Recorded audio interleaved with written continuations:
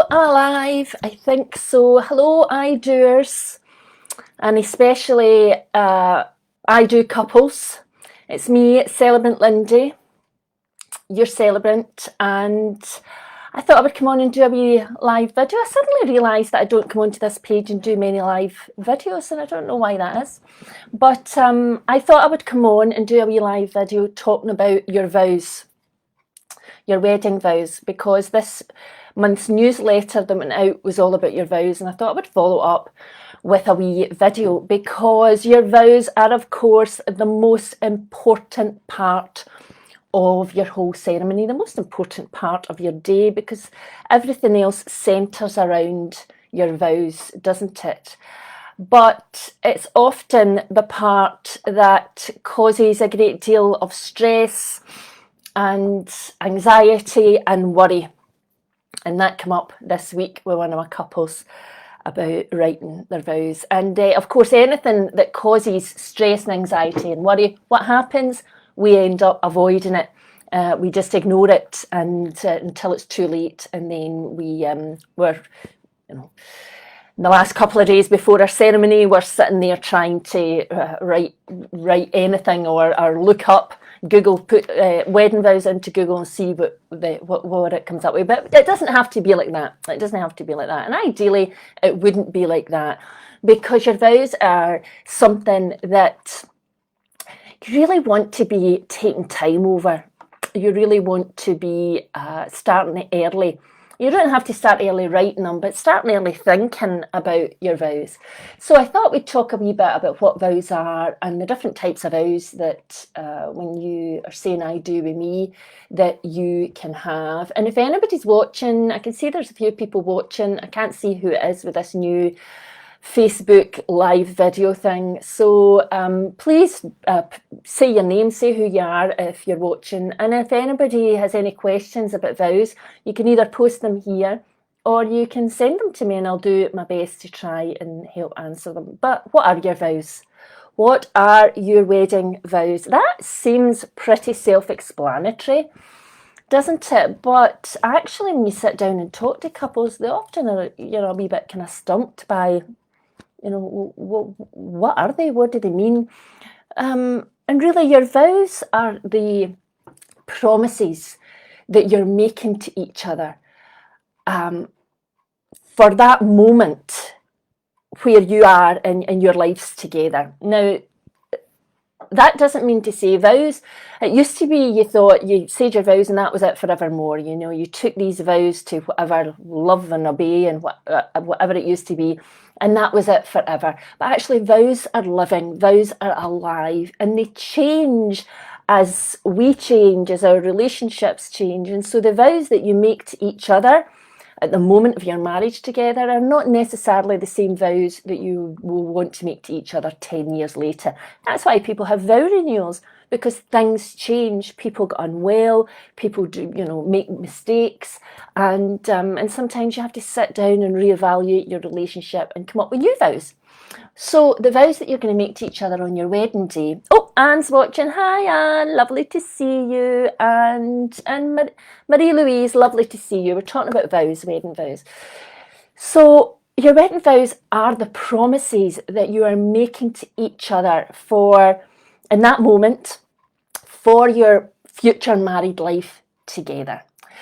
They are the things that you hold for each other in your hearts. So whatever you have in your heart for that other person, that's really the starting point for your vows.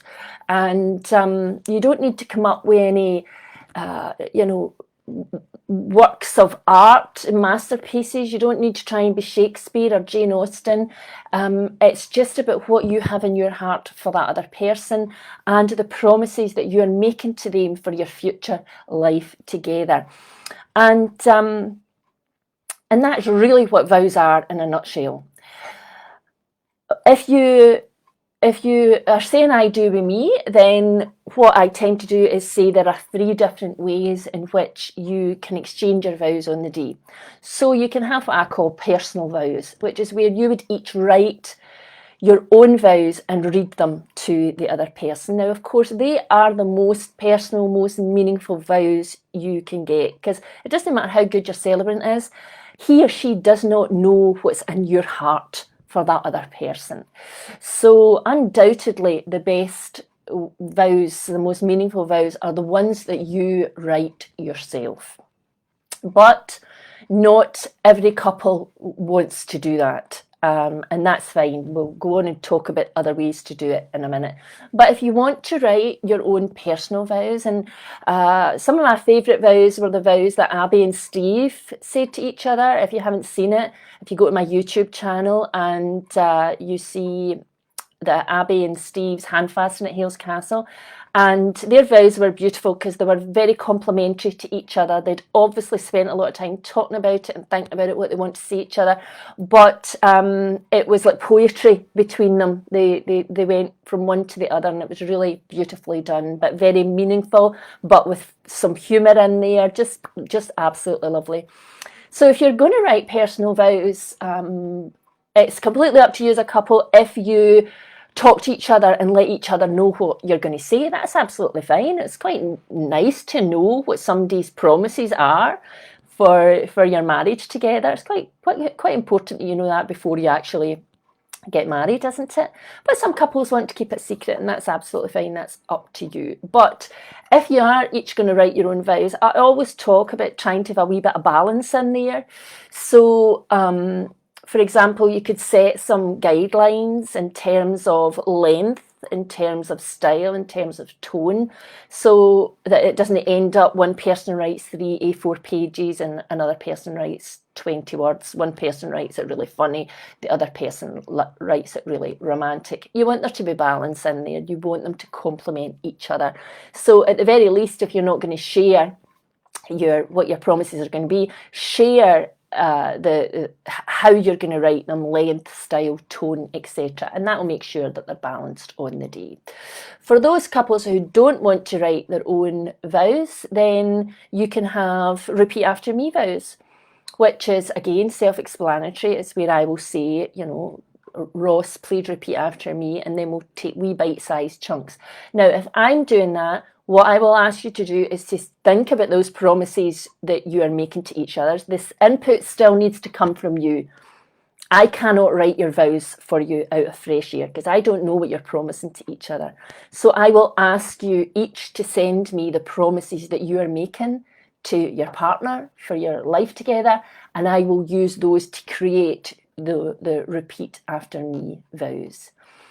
If that's still too much, for those couples who say to me, we want to say as little as possible, then you can have I do vows, Scottish I, of course, which is where I will, say a passage. I will say, Ross, from this day forward, do you promise? And at the end, you would just say I do. But again, the input needs to come from you. So I would be asking you again for your promises, and I would be creating your I do vows from there. So there are different ways in which you can exchange vows, and it has to be whatever's right for you. And of course, there's flexibility. If you decide you're going to do personal vows and on the day, for whatever reason, you can't manage it, I can step in and read those vows on your behalf. That's absolutely fine. But the most important thing about vows is not to leave them to the last minute. Start thinking months in advance about these promises. Start jotting down, ideas in a wee book and a wee notepad. And that will make it much easier when the time comes and you do have to sit down and write them, or you do have to send me that list. The will be much richer, because I can often tell if somebody's thought last minute and it's just a wee one-liner, or if there's been real thought going into what it is that I am promising to my husband, or what I'm promising to my wife, or whatever it might be. So really think about them.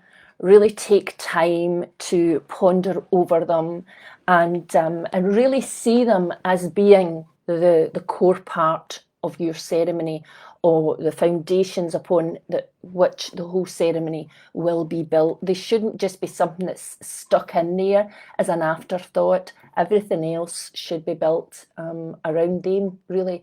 So it's important to give them some thought. So if you are one of my I do couples, agree on evolving vows too, Linda? Yes, absolutely. Vows are living, they're evolving, and they may well change down the years, and that's fine, because I know a good celebrant that will do you a vow renewal. It's funny because some people don't get the vow renewal. They think, well, you've already done it, why would you do it again? And that's why, because things change, and promises update themselves, and for many couples it's important to revisit that and to make those vows again. And I've done many vow renewals, and they're some of my favourite ceremonies, because there's already this huge journey been undertaken by the couple. There's this lovely, huge, this beautiful, rich story, and then this is the next part, the next threshold that they step over into the next chapter of their life together. So it's very wonderful and beautiful.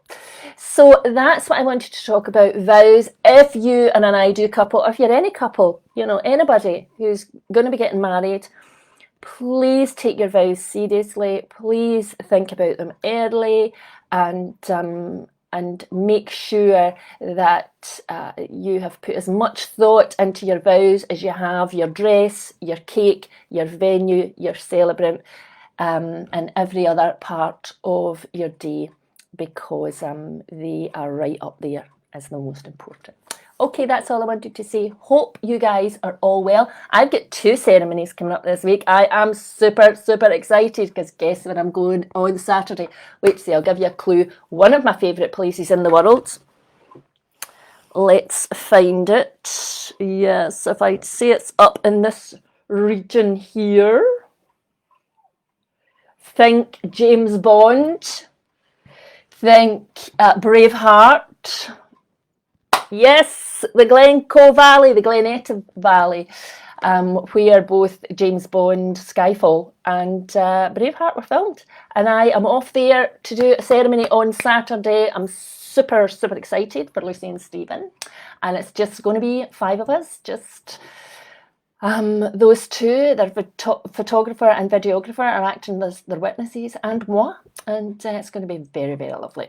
And then on Sunday, I'm off to Edinburgh, to the Sky Tower in Edinburgh, to conduct a ceremony that should have been conducted months ago. And of course, that wee mad virus made an appearance and put a stop to everything. But that's going ahead this Sunday, and they're super excited, and I'm super excited. And so yeah, 2 lovely ceremonies coming up this week. Very different, but each beautiful in their own right. And each of those couples have given great thought to their vows and what they want to say to each other. And it really, as I say, it really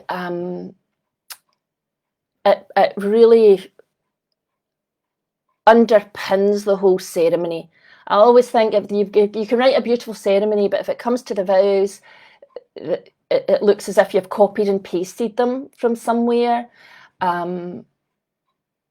It takes something away from the whole ceremony. And I know I was just going to say goodbye, but I've just thought of something else. I did a ceremony last weekend for a couple, you maybe seen it, in the couple in their 70s. And they had actually booked with a registrar, and this is not, I'm not trying to be down on registrars, I'm just trying to kind of state fact, if you like.